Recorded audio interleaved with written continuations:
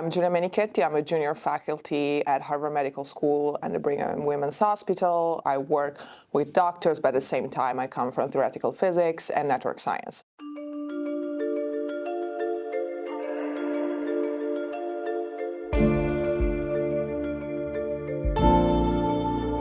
In the past years, I've been leading a project that's called Foodome, and Foodome aims to track the food chemical complexity of the food that we consume. The idea here is that we use tools that are inspired, they're similar to the tools that people have been using in drug discovery and drug repurposing. There is a therapeutic effect that we want to investigate, partly to use food as medicine, partly to inspire new therapeutics that somehow learn from evolutionary principles.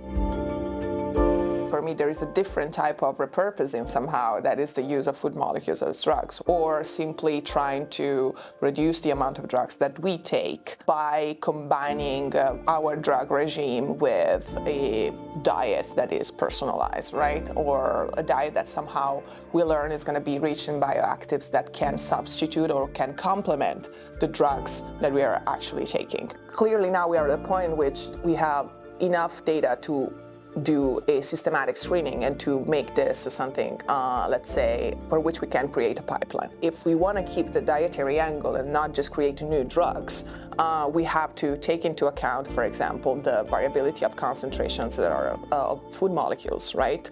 How these molecules are somehow modified, so the byproducts of our body.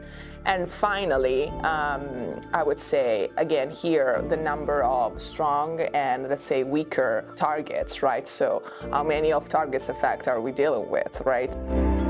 It's good to specialize, but always you need to work in a multidisciplinary environment. So you want to keep something like in the back of your mind. You always want to understand what is the framework. So I think this is the best that you can get. Somehow you have the American experience and the European experience. I hope that more European projects, but also NIH project, will allow us to connect basically the two sides of the Atlantic.